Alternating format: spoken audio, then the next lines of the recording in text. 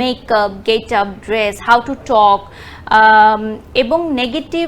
Comments যখন আসবে সেটার রিপ্লাই আপনি কিভাবে দিবেন, এটারও কিন্তু আমাদের একটা ট্রেনিং সেশন যায় যে খুব কাম অ্যান্ড কুল হেডেড হতে হবে, কারণ আপনাকে নিয়ে সমালোচনা হবে, আলোচনা হবে, সেটার যদি আপনি প্রতিক্রিয়া দেন কমেন্টস সেকশনে, যেভাবে আমাদের প্রতিক্রিয়াটা দেওয়া হয়, কমেন্টটা কিন্তু দেখা যায় না, কিন্তু আমরা যে প্রতিক্রিয়াটা দেই, ধরেন যে একটা পাবলিক আমাকে একটা গালি দিয়ে একটা মন্তব্য করেছে সাপোজ,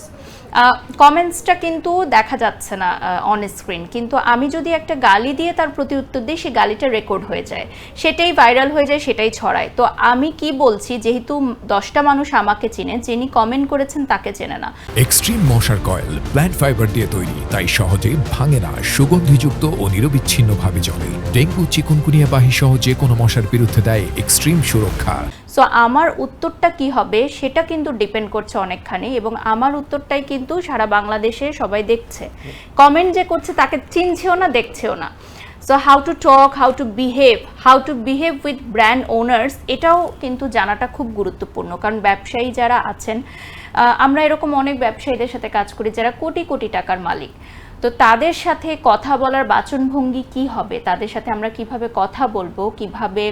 আমরা একটা কনভারসেশন এগিয়ে নিয়ে যাব, এবং তারা কিন্তু আমাদের চেয়ে অনেক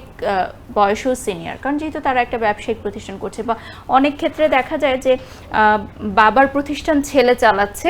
তো নেক্সট যে জেনারেশন চালাচ্ছে তাদের সাথে আমাদের কথা হয়। আবার অনেক সময় দেখা যায় যে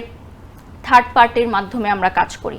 যে ম্যানেজার বা হেড অফ মার্কেটিং, তাদের মাধ্যমে আমরা কাজ করি। তো বিহেভিয়ারটাও অনেক জরুরি, সময় জ্ঞান বোঝা, পরিস্থিতি বোঝা, যেমন এই যে দেশের বিভিন্ন দুর্যোগপূর্ণ ঘটনায় আমরা কিভাবে লাইভটা পরিচালনা করব, লাইভটা কখন স্থগিত রাখব, বা লাইভে কিভাবে মন্তব্যগুলো আমরা তুলে ধরব, বা কোনো জাতীয় শোক দিবসে কালো রঙের পোশাক পরিধান করা, এগুলো কিন্তু অনেকেই বোঝে না। তো এই জিনিসগুলো আমরা ট্রেন্ড আপ করানোর চেষ্টা করছি। তো এই বছর একজন ব্র্যান্ড প্রমোটার লঞ্চ করেছি, আর সামনের বছর হয়তো আমরা এটা একটা প্রতিযোগিতা আকারে নিয়ে যাব, যে তারা সিভি দিবে একটা কন্টেস্টের মতো, যে নেক্সট ব্র্যান্ড প্রমোটার লঞ্চের ক্ষেত্রে। তো আমি চাই যে নতুনরা কাজ করতে আসুক, কারণ আমরাই যে সারা জীবন কাজ করবো এটা তো হতে পারে না, নতুনরা এগিয়ে আসবে, তাদেরকে জায়গা খালি করে দিতে হবে।